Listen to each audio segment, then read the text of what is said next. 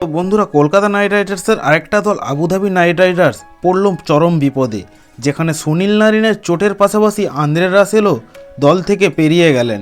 কি থাকছে সম্পূর্ণ আপডেট এবং আবুধাবি নাইট রাইডার্স কি সেমিফাইনাল খেলতে পারবে কি না সেটা নিয়ে আলোচনা করব আজকের ভিডিওতে।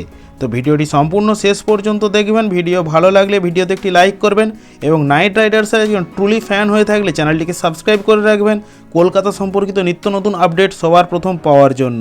বন্ধুরা, আপনারা সকলেই জানেন যে দুবাইয়ের মাটিতে অনুষ্ঠিত হচ্ছে IL T20 লিগ অর্থাৎ ইন্টারন্যাশনাল T20 লিগ, যেখানে নাইট রাইডার্স এবছর কিন্তু খুব ভালো পারফর্ম করছে এবং তারা কোয়ালিফায়ারের মুখগড়ায় এসে পৌঁছে গেছে।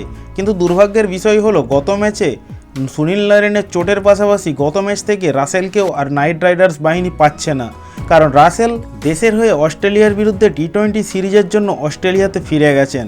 তাই রাসেল ও নারিন ছাড়া দলটার কী অবস্থা সেটা গত ম্যাচে প্রমাণ পাওয়া গিয়েছে, যেখানে নাইট রাইডার্স 94 রানের মধ্যেই অল আউট হয়ে যায়। এর পরবর্তী ম্যাচ আছে গালফ জায়ান্টের সাথে। নাইট রাইডার্স কি পারবে তাদেরকে হারিয়ে কোয়ালিফায়ার খেলতে? কারণ গালফ জায়ান্ট একটা যথেষ্টই শক্তিশালী দল, তারা কিন্তু পয়েন্ট টেবিলের দ্বিতীয় স্থানে অবস্থান করছে।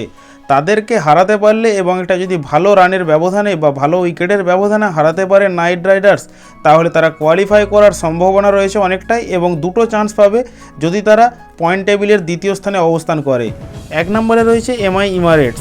কলকাতা যদি কোয়ালিফায়ার খেলতে পারে তাহলে প্রথম কোয়ালিফায়ার ম্যাচ খেলে দুটো সুযোগ সুবিধা পেতে পারে। তবে দেখার বিষয় এখন আন্দ্রে রাসেল যেভাবে ছন্দে ছিলেন তাকে দল থেকে বেরিয়ে যাওয়ায় দলটা কিন্তু পুরোই অগোছালো হয়ে পড়েছে। তাকে ছাড়া আবুধাবির নাইট রাইডার্স কি কোয়ালিফায়ারে কোয়ালিফাই করতে পারে কিনা এটাই এখন সবথেকে বড় প্রশ্ন, কারণ তাদের হাতে যে নেট রান রেট রয়েছে সেটা -0.71।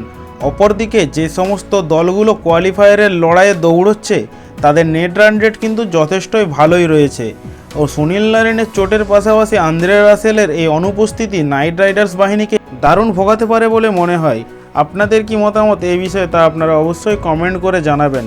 তবে যেটা শোনা যাচ্ছে যে অস্ট্রেলিয়ার বিরুদ্ধে ওয়েস্ট ইন্ডিজের যে T20 সিরিজ রয়েছে সেটা 13ই ফেব্রুয়ারি শেষ হয়ে যাবে। অর্থাৎ কোয়ালিফায়ার ম্যাচে যদি নাইট রাইডার্স জিততে পারে বা কোয়ালিফাই করতে পারে তাহলে দ্বিতীয় কোয়ালিফায়ার এবং ফাইনাল ম্যাচের জন্য তিনি কিন্তু অ্যাভেলেবেল থাকবেন। অপরদিকে সুনীল নারিনের আপডেটের কথায় আসলে সুনীল নারিন যে চোট পেয়েছেন তাতে হয়তো একটা থেকে দুটো ম্যাচ তিনি খেলতে পারবেন না। তার চোট সেইরূপ গুরুতর কোনো চোট না।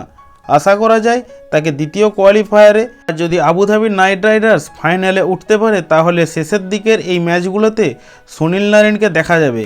আর সুনীল নারিন যেভাবে এই মরশুমে বল হাতে পারফর্ম দিচ্ছেন সেটা নাইট রাইডার্স বাহিনীর জন্য একটা খুবই গুরুত্বপূর্ণ বিষয় হয়ে উঠতে চলেছে। বন্ধুরা, আজকের এই ভিডিওতে নাইট রাইডার্স সম্পর্কে এটুকুই ছিল আপডেট। আপনাদের মতে কি মনে হয় নাইট রাইডার্স কি পারবে কোয়ালিফাই করতে IL T20তে? তা আপনারা অবশ্যই ভিডিওর কমেন্ট বক্সে কমেন্ট করে জানাবেন। ধন্যবাদ।